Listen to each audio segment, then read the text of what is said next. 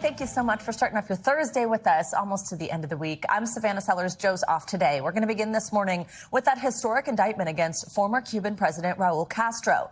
The Justice Department announced yesterday that the 94-year-old is being charged in connection with the 1996 shoot-down of two civilian planes that killed 4 Cuban exiles. Raúl is the brother of the late revolutionary leader Fidel Castro. 5 others who were Cuban fighter pilots involved in the downing of the planes were also indicted. Raúl Castro was Cuba's defense minister at the time the 2 planes were shot down.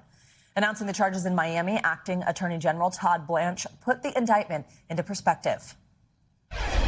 For the first time in nearly 70 years, senior leadership of the Cuban regime has been charged in this country, in the United States of America, for acts of violence resulting in the deaths of American citizens.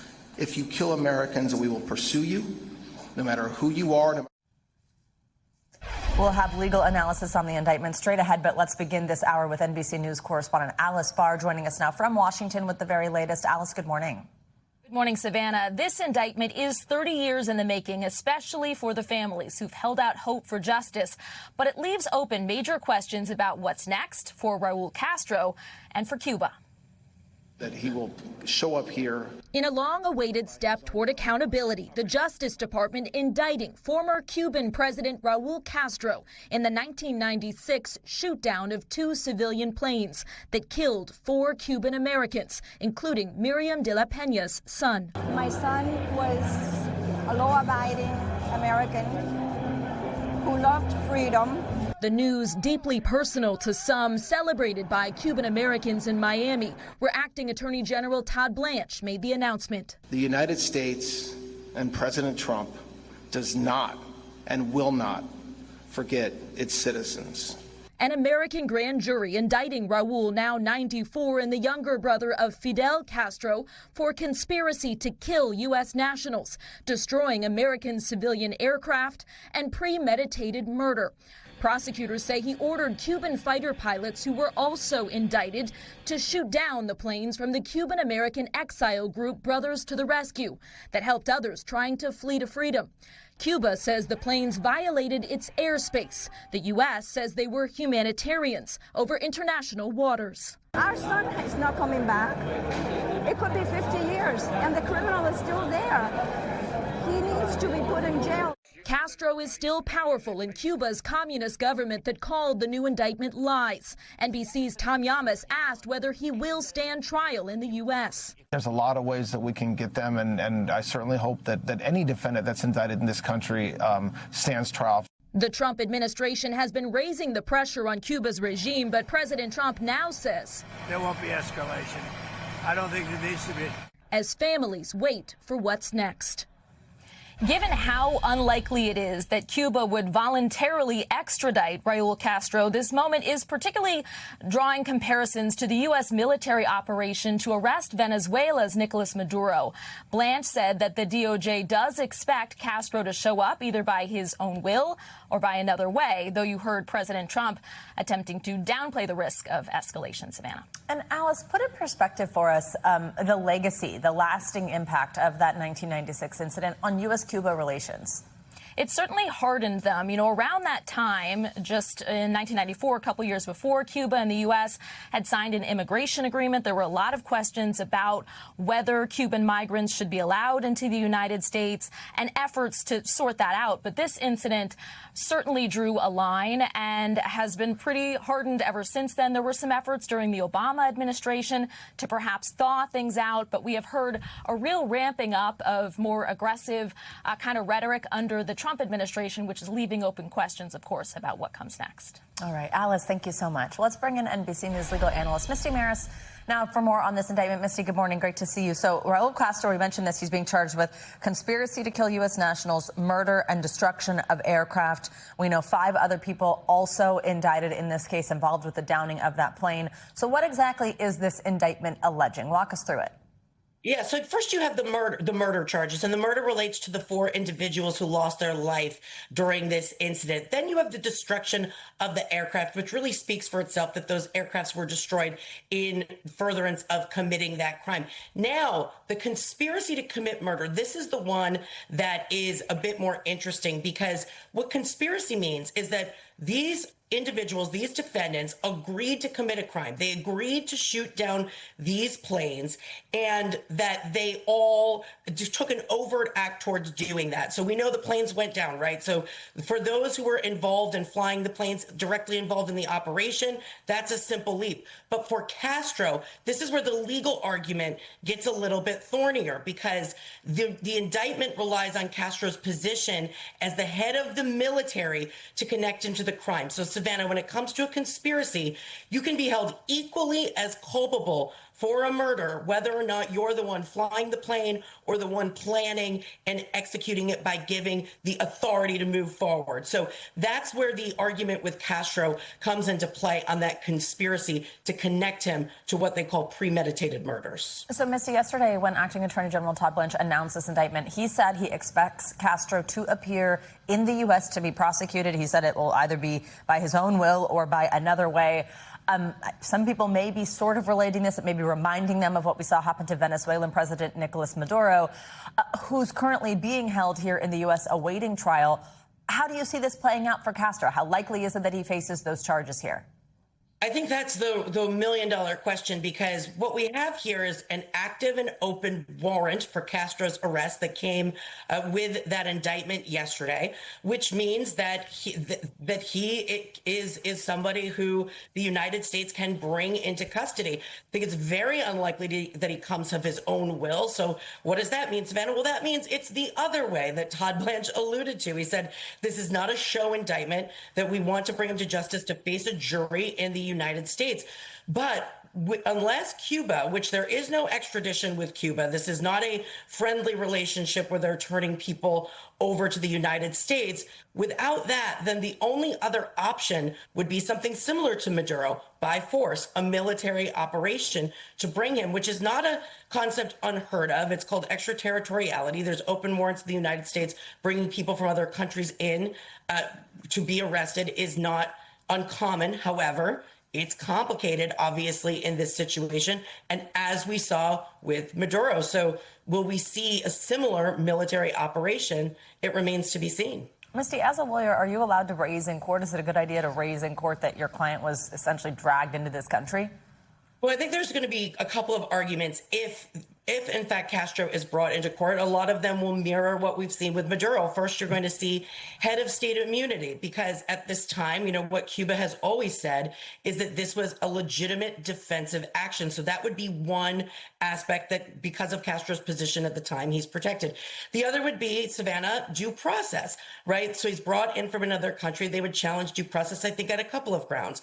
The means by which he was brought into the country, if it is in fact force, and also that so much time has passed. The statute of limitations is wide open. There is no statute of limitations on murder. But another due process argument is that so much time has passed that there is prejudice to that defendant. So all of those would be arguments that would be raised. But of course, those would be questions that would ultimately be decided by a judge, or ultimately, if this case goes to a jury. But the United States has maintained that this was a murder, that this happened in international airspace, as opposed to what Cuba has said is a legitimate defensive operation. Misty, any chance you think additional charges are filed? It's always possible, although this is a 30-year-old case, right? So this indictment, which Todd Blanche at one point during the press conference said that evidence was in the right position, in the right place to move forward with the indictment, because as we know, Savannah, this is a long time coming. We saw in that press conference so many people who've been waiting for this day for so long, but the likelihood of new evidence coming to light would seem to be very slim. However, Todd Blanche alluded to evidence that made it the right time to bring this case, and would not really comment on what evidence was reviewed by the grand jury, which isn't uncommon at all. As we know, grand jury proceedings are secret. So is there a possibility?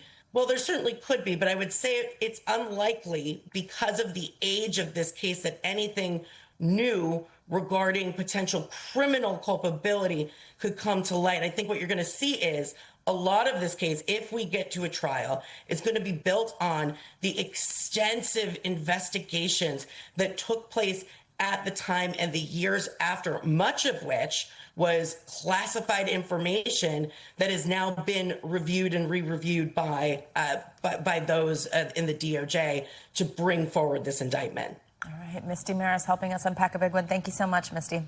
Well, fallout continues this morning over the Department of Justice's anti-weaponization fund. The nearly $1.8 billion fund of taxpayer money was designed to provide payments to Americans the president describes as victims of government weaponization by the Biden administration, including January 6th rioters. It stems from the settlement of President Trump's $10 billion lawsuit against the IRS over his leaked tax returns. Well, now there's a growing bipartisan effort on Capitol Hill to stop the fund that's raising legal questions and sparking widespread opposition as several members of the president's own party share their doubts about the fund.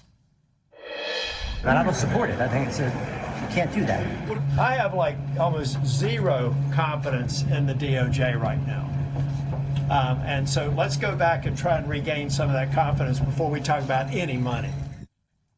NBC News legal affairs reporter Gary Grambach joins us now with more on this and some other headlines from Washington. Gary, good morning. So let's just start on the fact that there are questions. I mean, where does this money even come from? How would this fund work? So we know this money comes from something called the DOJ Judgment Fund, which is a pot of money that is allocated by Congress to pay out winnings from court and to pay out settlements. That already exists. It's been existing for almost 100 years now. We also know that members of Congress are working on legislation to stop this from happening, but it's not likely they're actually going to receive the votes needed to make that happen. But as you see on the screen there are so many questions that we just don't know the answer to. Everything from who is on the board, what is the application process to actually receive these funds, are those with a criminal record eligible? Because remember, many of the people that were arrested on and around January 6th have criminal records for other reasons. And what's the decision-making process as to who gets these funds and whether or not there's actually even any oversight over this $1.7 billion taxpayer money? Now, we know the president and his family cannot benefit from this fund, but this is all part of a larger settlement between the president, his family, and the IRS that prevents any previous unpaid tax claims from moving forward, meaning they can't be liable for anything that may or may not have been paid in recent years. So I mentioned this bipartisan backlash, Gary. What options does Congress have to stop this? So they do have the ability to put forward legislation, and that is something they absolutely could do here. That is something that's actually being worked on by Republicans as we speak. Brian Fitzpatrick, who you saw there in the soundbite, is one of the people that is trying to bring forward this legislation. But that's not something that's necessarily going to actually work because the president is going to need to sign off on that legislation. Gary, how's the Justice Department responding to this criticism? So there are a ton of questions. Todd Blanche has been asked many of them in several interviews over the past couple of days. And he has said because of privacy laws, it's likely we're never going to actually find out who the people are that have won this money unless they announce it themselves. It's not like the Department of Justice is going to release lists of these people. Because of these privacy laws, they're going to hide behind that. Now, whether or not there's going to be any oversight, that is something Congress could actually do. Gary, a huge focus of this criticism is what happens to January 6th rioters and the opposition to this fund. It is right there in line with that. It's extending beyond just members of Congress. 2 police officers who defended the Capitol on January 6th, they just filed a lawsuit. They're trying to block this. They are calling it a slush fund to reward pro-Trump rioters. Tell us about this lawsuit. Yeah, this was filed by Harry Dunn and Daniel Hodges, 2 of the more well-known people who protected the Capitol on January 6, 2021. And they argue in this lawsuit that this creation of this fund sort of rewards bad behavior, and is the idea that maybe threats could grow against some of President Trump's political enemies because of this fund. And by the way, we did the math on this. If every single January 6th arrestee is given $1 million, there are still money left in that fund. Gary, let's shift gears. Other news from Washington here. The House is expected to vote on a war powers resolution today after it passed in the Senate earlier this week after having seen it fail quite a few times. What can we expect there? What does it ultimately mean for the war? Yeah, 8th time is the charm for the Senate. They failed to pass it 7 times. They did get some support for some unlikely figures that got it over the line just yesterday. This now goes to the House, and it directs the authorization, the president, to remove any U.S. forces from any war or conflict with Iran unless they get authorization from Congress directly for this war to continue.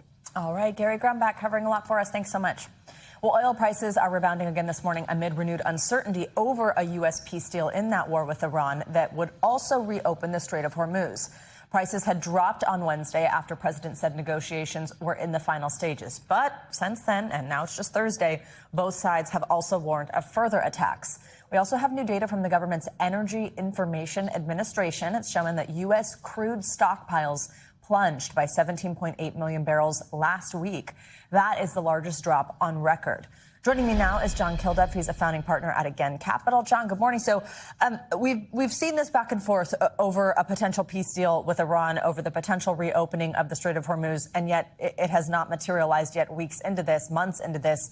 How sensitive are oil markets to that back and forth, to we have a peace deal, no, actually, we might attack again? What does that back and forth do to oil markets?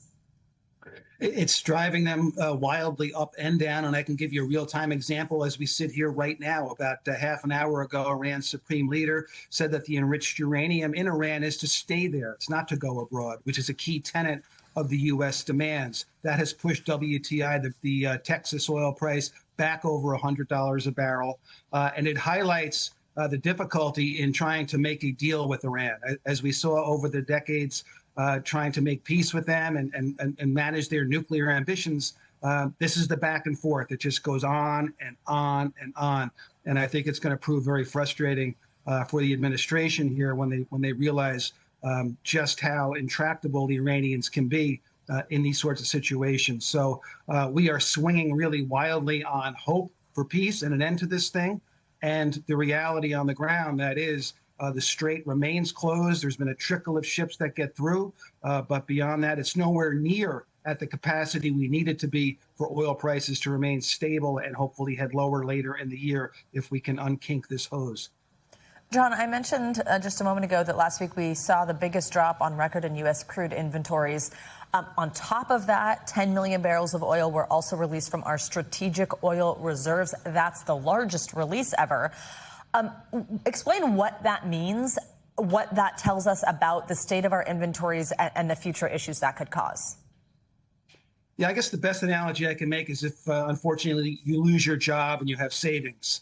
And you start to, go through those savings. We are in the process of ripping through our savings in terms of crude oil inventories and refined products, for that matter, gasoline especially.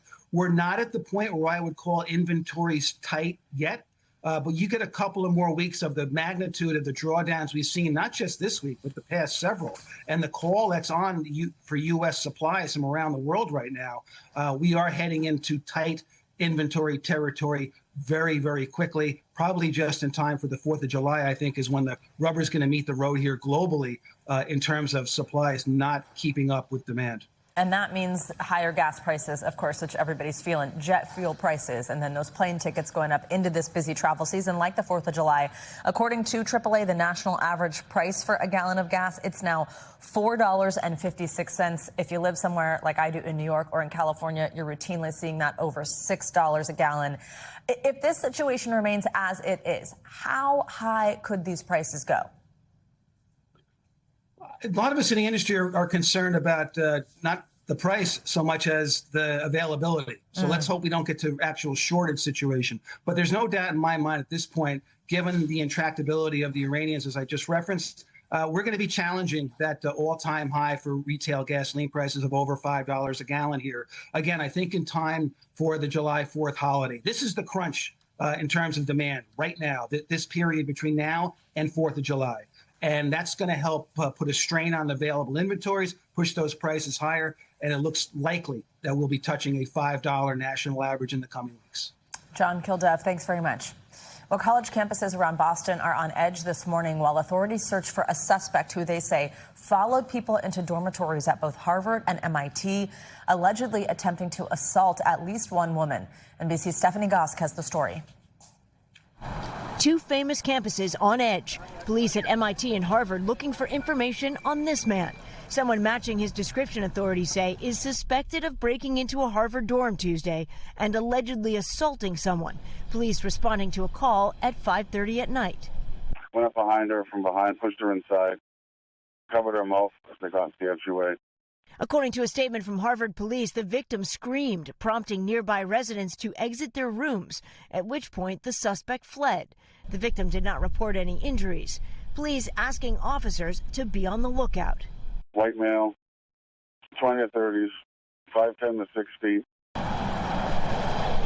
Then, according to MIT police, a woman reported being followed into the side entrance of a building on their campus later that night at roughly 5:45 when this photo was taken. The man matched the description of a person who was the subject of a Harvard University Police Department alert. Both campus police departments calling on anyone with information to contact them.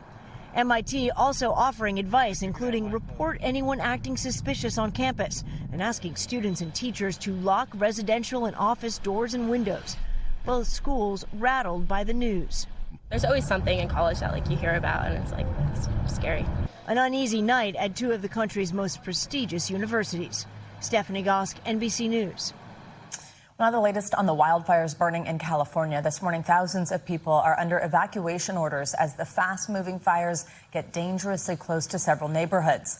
NBC correspondent Steve Patterson is on the front lines and has the latest. Steve, good morning. The race to contain a wildfire outbreak now raging across California.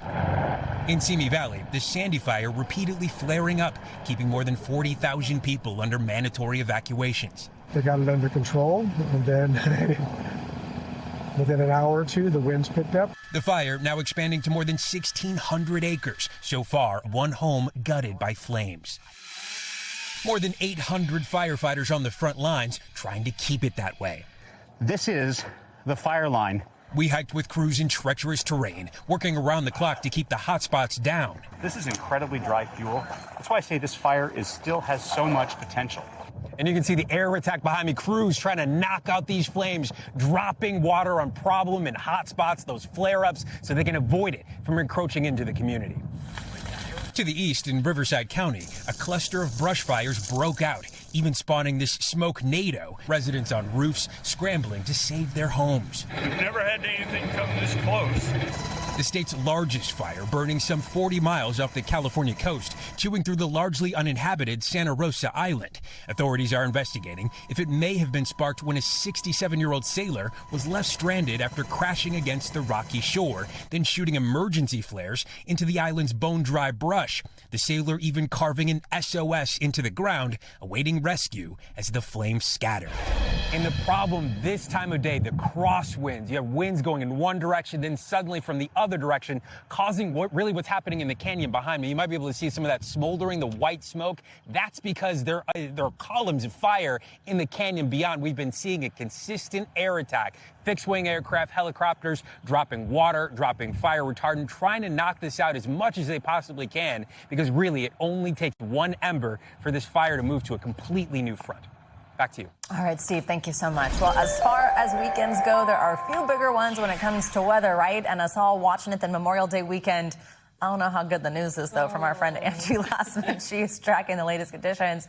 Good morning. Tell us what we can expect where everybody lives across the country. You know what, Savannah, can I just say, it is very hard to be a meteorologist when there is not great weather forecasted for a busy outdoor It's been a rough weekend. year for you, I feel. Yes, it has been a little tough, but let's talk about the things that we've seen improvements on. And if you didn't like the heat, you've seen big improvements across most of the country. We've seen a dramatic drop. If you were looking for a little more comfortable conditions, you got them in New York City and Washington, D.C. Notice those temperatures 20 to even 30 degrees lower than where they were just yesterday. Still really warm farther south. If you look towards Raleigh, 93 degrees for folks there. And big picture look for the weekend doesn't look great if you're looking for the heat. Of course, if you want to head to the beach, we're going to see temperatures only into the 60s Friday and Saturday in Atlantic City. We've got 50s on tap on Saturday in New York City. Montauk ends up into those low 60s. Even Washington, D.C., just the 60s for Friday and Saturday. And you start to see a little more warmth by Sunday with a high of 70. 76 degrees. But it's really going to be the rain that kind of dampers the plans as we get into the weekend for parts of the east. Notice where that satellite and radar is showing some shower and even thunderstorm activity. Parts of southern Texas really active with the thunderstorms there. We've got some of that action across parts of the plains as well as the southeast stretching up into the mid-Atlantic and even pockets of the northeast. It's all because of this kind of stationary front that's just hanging around. It is going to dip a little farther to the south, and that's where you'll see some of that rain through the day today. But still, the heavy rain across the plains and the Gulf Coast on tap for today. It eventually starts to lift farther to the north and brings all of that moisture with it. So there's some heavy rain we're expecting across the Ohio River Valley and stretching out to the mid-Atlantic. It's still going to be stormy, unfortunately, for our friends across the southeast and the Gulf Coast. And then here's a look at Saturday. The heavy rain, the windy conditions, they're focused across the northeast. Not great for, of course, Saturday of Memorial Day weekend. We'll still see some rain in the Ohio Valley and stretching to the mid-Atlantic, too.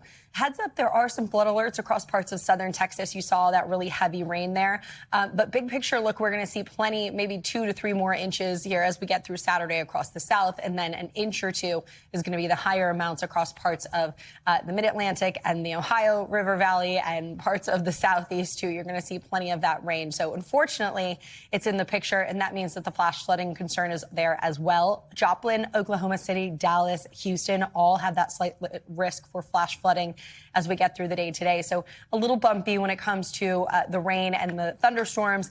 We'll see that severe risk as well. Just a sliver of parts of the plains, Sterling, Yuma, Lamar, all included in that, but hail, wind gusts, and a low risk of tornadoes. So a lot going on, and I know a lot of people are focusing on the outdoor plans this weekend, Savannah. It's not going to be great across parts of the east, really. We're going to have to be watching in and out of some of those showered thunderstorm activity. Let's just take a second and imagine a sunny. If it would have been flipped where these last 3 days have been summer. I know. I thought that yesterday when I was walking around. Why? I know. Mother Nature said no, thank you. Oh my gosh! And now it's raining. Maybe it would have been too good. Find some indoor plans. Too fast. It would have been just too fast and furious. All right, Angie, thanks so much. We thank you for watching, and remember, stay updated on breaking news and top stories on the NBC News app or watch live on our YouTube channel.